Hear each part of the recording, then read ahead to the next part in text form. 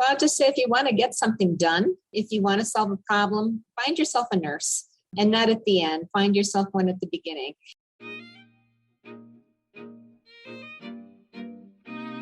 Hello, everyone. I'm Angela Rosa Donato. And I'm Marian Leary.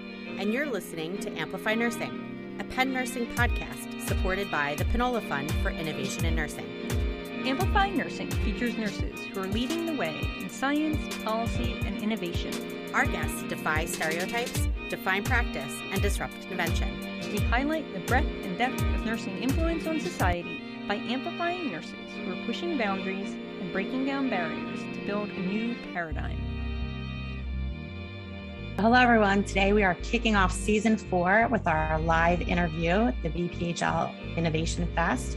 And we are so honored to welcome our guest today, Dr. Tony Villarruel, our professor and Margaret Bond Simon Dean of Nursing at the University of Pennsylvania School of Nursing. Dr. Villarruel is an internationally renowned leader in research, policy, and practice, and has worked to improve the health of underserved Latino communities, as well as our community at the School of Nursing, the #1 nursing school in the world.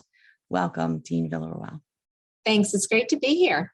To get started, can you first just tell us a little bit about your path into nursing and also your path to being the dean of, like Angela said, the #1 nursing school in the world? Sure. So I started out, I feel like I've told this story millions of times, but it is the story. So I grew up in Detroit. I was one of 4 children, 3 brothers in a Mexican household, low income. My parents were always made sure that we knew that we were going to college. Now, we didn't even know what that was. We didn't know what that meant. My father had not finished high school, and my mother finished high school and had worked as a secretary, but we always knew we were going to college. So my brothers could, of course, do anything they wanted to be because, again, it's a Latino household and, males ruled the roost. I could go to college, but my choices were to be a teacher or a nurse. And so I made the informed decision at a 6th grader that I was going to be a nurse. I didn't know any nurses. I'd never been in the hospital, but, hey, it sounded good. I liked the uniform. So, there you go. What I found when I entered nursing is what I say at every level. It's like I feel like a kid in a candy store. There are just so many options as to what you can do as a nurse, not just working in the clinical setting, for example. I fell in love with all my rotations, with psych, with maternity, maybe not so much, but certainly peds, community health. And I wanted to try them all. And I did try many of them all. I was I started off my first job working in a migrant clinic and also in a step down psych living situation, which again, I gained great experience, but neither of those were my life's work. I spent a great deal of time at the Children's Hospital of Michigan, where I absolutely loved working with kids, with families, with adolescents in particular.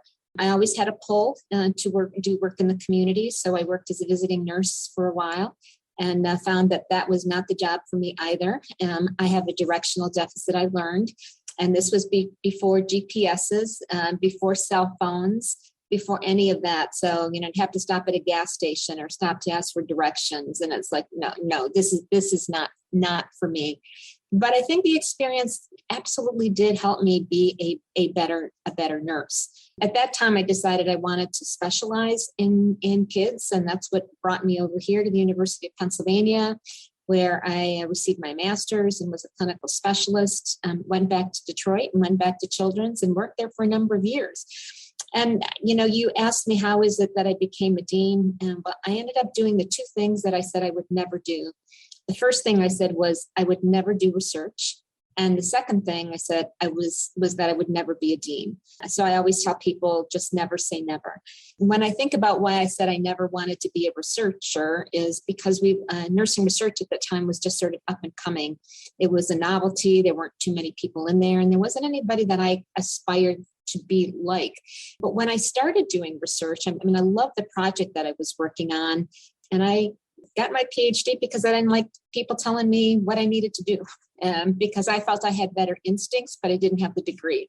I know you're smiling, Marion, because I bet you're thinking some of the same things. So PhD led me to opportunities from a hospital base to work in the community again, where I developed interventions to reduce sexual risk behavior among Latino adolescents that was tested in Mexico, Puerto Rico, Detroit, Philadelphia, and just had a blast working on disseminating our curriculum with community-based organizations. So I absolutely love being a researcher. That's my identity. I love the solving problems. And as I became good, I became the Associate Dean for Research because I did global work. I was the Associate Dean for Global Affairs at the University of Michigan. Then I started taking on the PhD program. And so I learned a lot about sort of what it took to be a dean. And when the opportunity came up at Penn, I still had my mantra, I don't want to be a dean. I don't want to apply for that job. But then in thinking about it, it's like, if I was going to be a dean any place, why not Penn? And why not Michigan? So if I dreamt about that, those would be the two places. And I said, well, I owe it to myself to at least see what the job looks like, what it feels like, and whether it's something that I want to do. And so I was just, I always knew what a fabulous school, the School of Nursing was. Naively, I wasn't aware of of how great the University of Pennsylvania was, not only in the city of Philadelphia, but around the world. And I was just enamored with Amy Gutman's Compact 2020, the focus on innovation, on inclusion, and I'm going to get the impact. I always forget one of the three. And I thought this is a foundation where nurses can lead in. And so that's what attracted me here. I think it's an awesome responsibility coming to a school that's great and thinking, oh my gosh, what am I going to do? Because when you're number one, there's only one way to move. And so the challenge of being on top, staying on top, but I think more important, striving for excellence, I think is something that is part of our fabric at Penn Nursing. We don't chase rankings. We just are. We just are. I definitely want to talk more about your vision for Penn nurses and Penn Nursing leading in innovation, but I'm curious to understand how you envision the work we do at Penn Nursing leading as the number one school of nursing. So how do you see the work that we do sort of, building a foundation for other nursing programs? Well, I think, one of the things that Penn Nursing is and has always been, when you take a look at the trajectory of other nursing schools around the country, many have had their peaks and valleys. I mean, certainly the schools that I've been at, Wayne State University and University of Michigan, enjoyed top rankings, top influencers, but it's been cyclical. I think what is unique about Penn is that we have consistently been at the top. And again, I owe that to Claire Fagan, who again, our building is named after her appropriately because she built a strong foundation for nursing research, for education, and for leadership.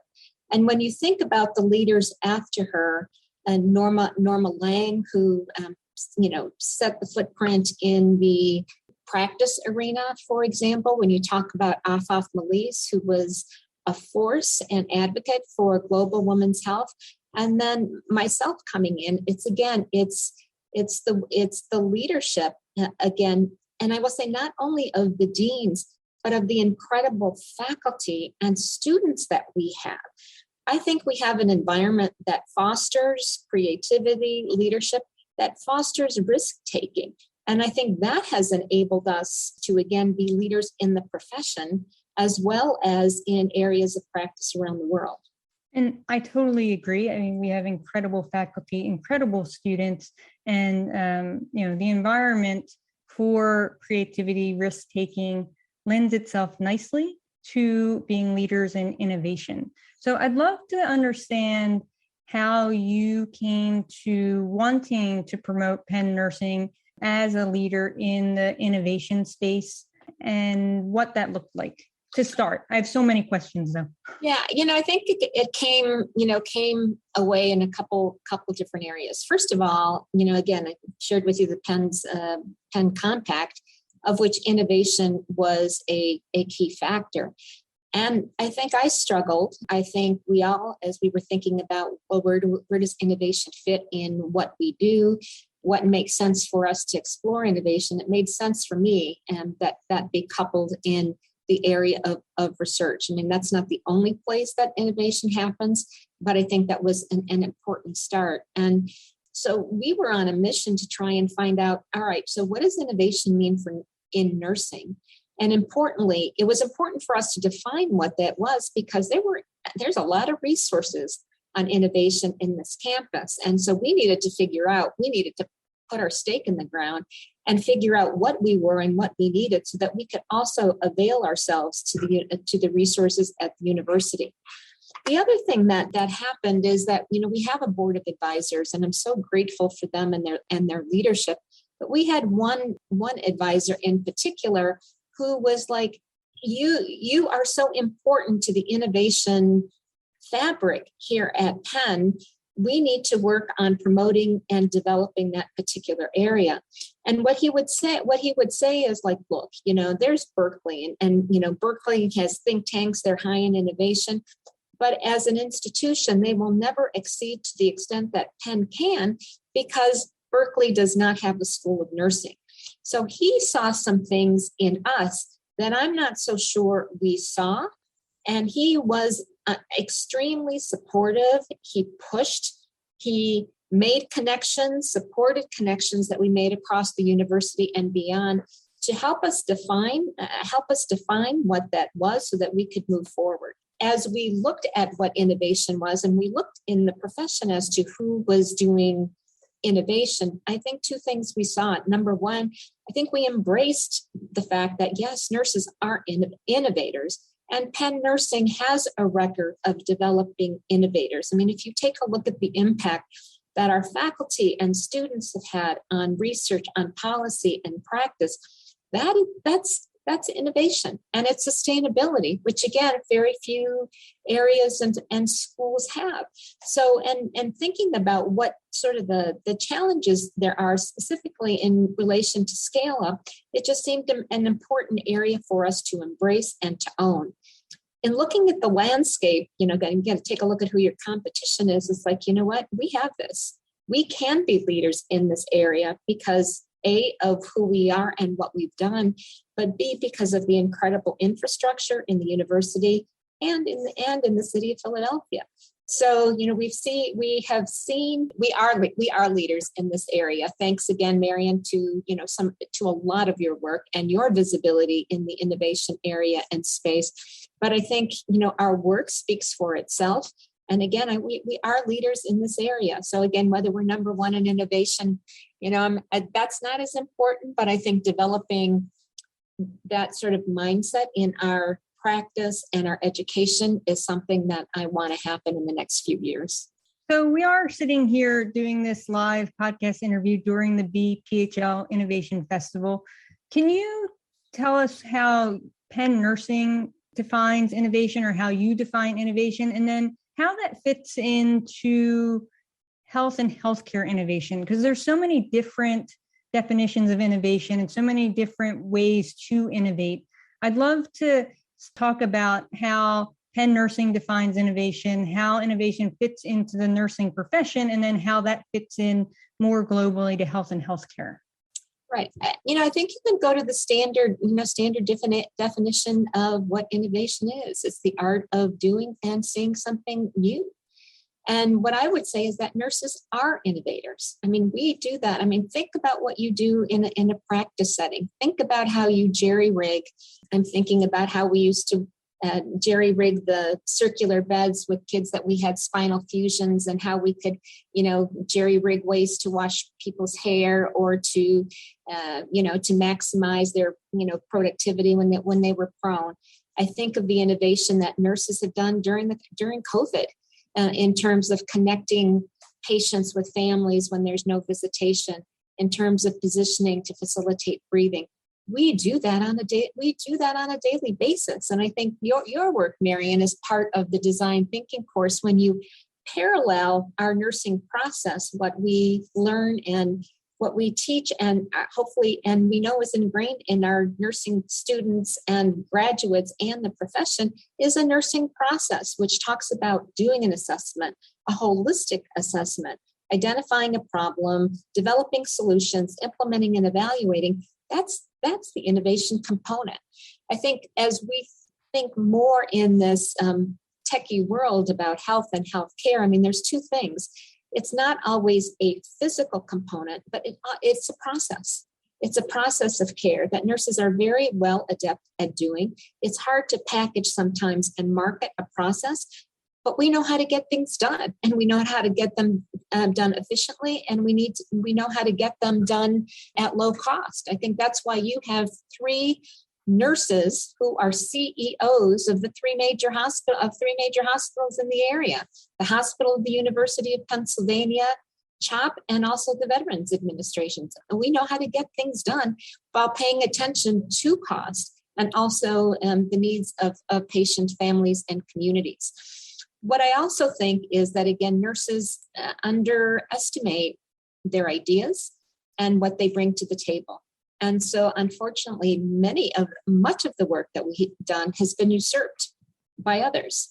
They take the idea and they run, or they come and they consult with nurses about what they can and should be doing, and they take and capitalize and market the idea. So, we need to be as adept in that space, and again, partner with people who we can entrust with helping us to develop and scale and spread some of our ideas. So that sort of leads me into my next question then. How should we be educating the next generation of nurses as leaders in innovation, and also teaching them to be confident in what they've created and not let others, usurp what they've done, and really hold on to it and let them know that it's okay to create innovations. It's okay to start startup companies and take their ideas and commercialize them. Because I think there's multiple things here. Like, we need to be able to train and educate nursing students about innovation. But there's also the nurses who are already practicing, who are doing innovative things and don't even realize it. And how do we let them know that that is what they're doing, and then be confident in their work? Right. So that's why, as you know, when we started down the innovation road, we realized that our faculty needed support and I don't know, say retraining, training, education, inculcation into some of the design thinking and the innovation space and work. So again, as I'm talking about the resources here at the university, the Center for Healthcare Innovation have been extraordinary partners in allowing both our students and our faculty to be part of what that process was. We knew early on that we wanted not just our faculty to be involved, but also our clinical partners involved. And when we started off with these innovation fellowships, we partnered them off with a clinical nurse. So again, to make sure that our nurses were taking advantage of some of the opportunities that were available. So I think as a health system, that whole innovation entrepreneurial spirit has moved. And I have seen certainly more nurses involved, and more nurses taking leadership in what some of those areas are. So again, a great resource like the Center for Healthcare Innovation is something that's been extremely helpful. What we have to do in the education setting is we have to embrace our innovative selves. That's who we are, that's what we will be, and that's what we have to move forward. And so again, it's thinking about, again, solid assessment, the risk-taking within again, doing no harm, the assessment, and then moving forward. And then I think opportunities like the many on campus, and I think many that we have supported here in the school, and you have done through your work in Sonacel, is providing opportunities like hackathons and pitches to be able to move forward. I love, as you know, and our board of advisors love the pitches, the ideas about that our students do as they've entered many competitions, because it helps them articulate. It's a new skill, identifying a problem, developing a solution, and selling people on it. So, I mean, it's an extraordinary skill. that I think again, needs to be more widespread across the curriculum. But I think we've got a good start. And I think an enthusiasm among our faculty and making sure that our students at all levels have those skills. At Penn Nursing, we're very invested in educating our students around innovation. Have you seen the same thing in other areas throughout the profession? The Future of Nursing 2020-2030 report highlighted innovation in a number of different sections.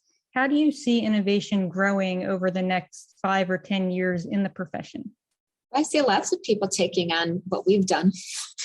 I've seen a lot of nursing podcasts come up. I've seen a lot of nurse entrepreneurs doing different type of work. I've seen, again, incredible support from industry. J&J, for example, phenomenal with some of their quick fire challenges, and specifically those that have been invested in nursing. I've seen schools of nursing develop similar pitch competitions and seed funding to be able to support that. So I think the sky's the limit in terms of being able to grow where that is. I think, again, COVID has brought some incredible innovations to our practice setting, to staffing, to just a number of different areas. And COVID disrupted everything. So now is the time, as we're recovering from the pandemic or, living with the pandemic, now is the time to reevaluate what we've done and what makes sense and what doesn't. So for season 4, we're going to be focusing on student voices. I'd love for you to share with the BPHL innovation community some of the work our students have done in this innovation space. Do you have an example or two that you could share? I have plenty of examples. I knew you would. Our nurses, as you know, and again, this gets away from sort of the gadget or device component, but we've had several nurses who have been nursing students who have graduated, who were winners of the President's Engagement Prize. And that's $100,000 for a graduating senior to implement a project of their choice. So we've had, I've worked closely with just about all of the winners in that particular area to help support the work that they've done. I think one person that comes to mind is Aliana Hall. She had been working in an orphanage since the time that she'd been in high school. And she always knew she wanted to do something in that area with that population of work. When she went to the community, I think one of the issues that they had was that they had suffered from a recent earthquake that had affected their water supply. And so rather than just thinking about how do I teach people good hygiene, which was a part of her project, she said what they need is access to clean water. And so what's the best way to do that? So she partnered with folk from our School of Engineering to develop a water filtration system to work and to provide the community, help them work through what the mechanics of what that were, how to access it, how to use it, and then also then how to teach kids about good hygiene, families about good hygiene, and being able to move forward. So that was all her. And then again, that's just one example. Anthony Scarpone Lambert, we all know and love very well. We've been through him on his different innovative projects, and his participation in your course in the J&J Hackathon led him to devise a device, Lumify Care, that is a fancy nightlight that enables nurses to use without putting on overhead lights, so nurses can go ahead and do their work. So again, students who accessed all areas of the university to help them move forward with their particular project. So, those are only a couple. We've worked with some who haven't necessarily won, but again, who have extraordinary ideas about where and how to move forward. And you make a good point. Innovation doesn't happen in a silo, and all of the work that we do as nurses, we need partners in engineering and design and entrepreneurship, all of these spaces.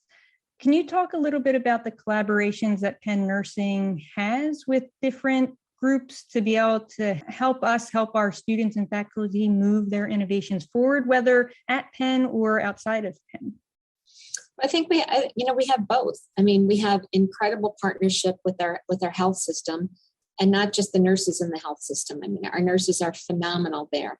And, they provide incredible support to our students. They provide incredible feedback. Sometimes we've partnered with them on their ideas in order to be able to move them forward. And our students have been part of that as well. So our health system, what an incredible resource. And then we have the rest of the university. And Marian, I would say there isn't one school on campus that we don't collaborate with in some particular way.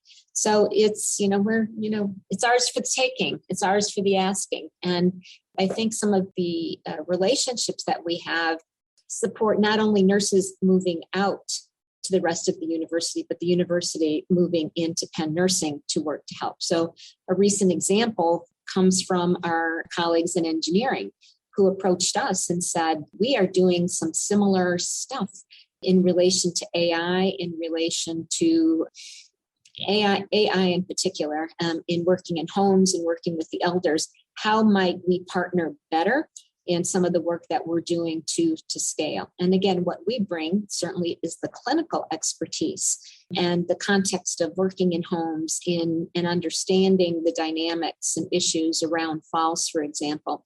And that's important work to, again, feed to our engineers and say, this is the problem and this is the problem that we're trying to solve, and how we might do that. For years, and probably for many, many years, nurses have not been included in the work of innovation. They've been overlooked. They've not been invited to participate. You use the example that engineering had approached Penn Nursing. Do you think that's starting to change? Do you think nurses are now starting to be recognized as leaders in health and healthcare innovation? I would hope so, but it's not going to, to say that people are going to say, yes, you are, here you are, and yes, you're wonderful, and yes, you would come. There's still a lot of work that we need to do. And we can't be passive in this. We can't be passive in this area. What we need to say is, look, you're doing that, been there, done that. Here's what you need. Here's what you need to do. And here's how I can help you. And people welcome that. I mean, they do welcome that. But, I think, again, to think that people passively are going to come and say, or they might come and say, look, we want to do X, Y, and Z. Will you, support? Will you do whatever? Sometimes we just don't have to. I mean, we need to think about what is it the problem that we're trying to solve? Because I could spend all day really talking to different people who have great ideas about what nurses can and can't do. And we really do need to take some leadership in helping people to move that area forward. So I think it's, yes, people always recognize. I don't think they recognize to the extent of the value that we can and should provide. So some people do, not always. So I want to end by talking a little bit more about students.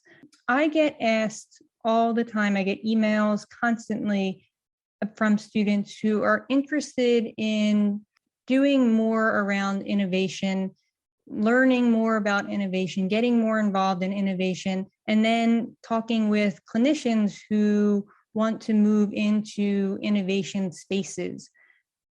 Can you talk a little bit about some recommendations you'd have for either students or clinicians who want to get more involved in nurse-led innovation? Well, I think it's the same thing around research. I mean, people want to do research, and there's lots of research around. But I think the best way to be involved is to actually work with somebody who's doing something in that space. And it may not be nurse-led initially. It may be partnering with somebody that, again, you learn the process, and then you can apply that to the areas that are of interest and to, again, the problems that you want to solve. But it doesn't, as you know, Marian, it doesn't exist in a vacuum. You can't, it's not a theory. It's a sort of hands-on, trial and error, getting real-time feedback. And so learning the skills of how to assess, how to get that feedback, when things are ready to test, when they're not, making, how to assess a situation. I mean, those are all skills that need to be put into practice by really actually working with somebody who's doing work in that space.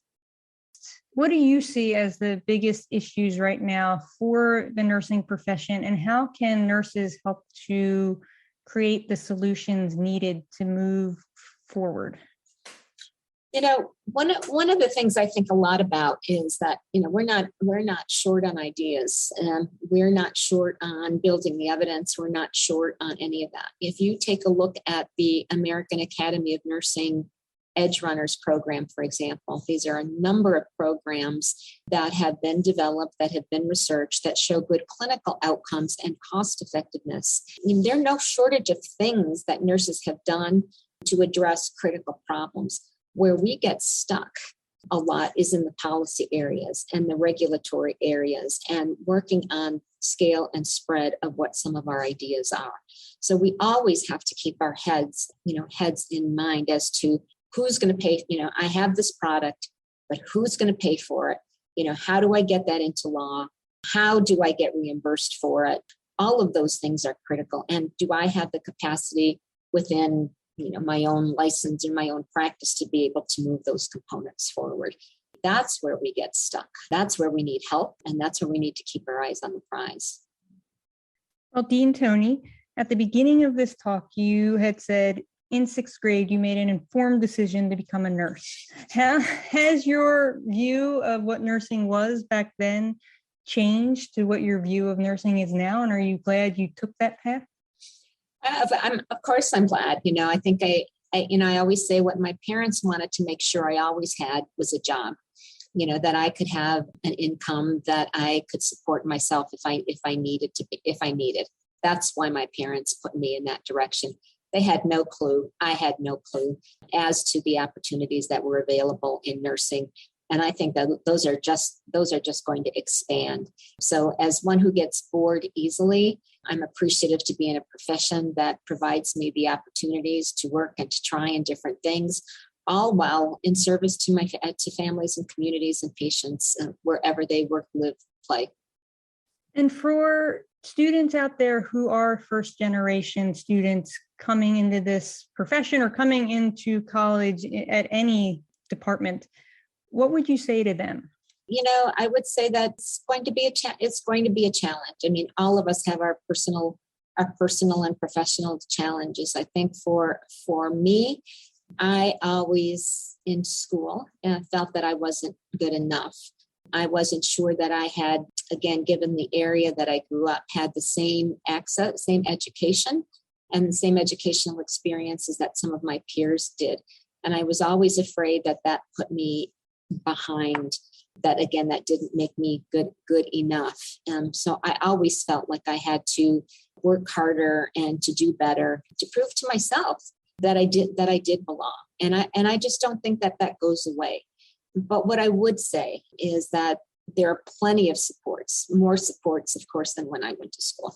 But there are plenty of supports, again, recognizing that we want to support people to be successful, that not everybody comes in with the same strengths, and what you have endured in your own community and your own upbringing is going to be a strength at some point in your educational and professional journey, and that everyone is going to have these, ups and downs and ebbs and flows. Yours are just going to be different. So you just have to keep your eye on the prize, look around for people who will support you in what you need to do. But, if you got into a school, you're going to be successful. You're going to have to work hard, but use the resources that are around you, because nobody expects you to do this. Nobody except you probably expects you to do this by yourself. Well, Dean Tony, thank you so much for joining us today on this season opener of the Amplify Nursing podcast. I want to give you one more opportunity. You have an active listening audience of Philadelphia innovators and entrepreneurs. Anything you want them to know about Penn Nursing and nurses leading in innovation? Well, I'll just say, if you want to get something done, if you want to solve a problem, find yourself a nurse, and not at the end. Find yourself one at the beginning. And I would hope that certainly our community in the Philadelphia area takes pride in Penn School of Nursing. We care very much about the community. Our nurses are everywhere.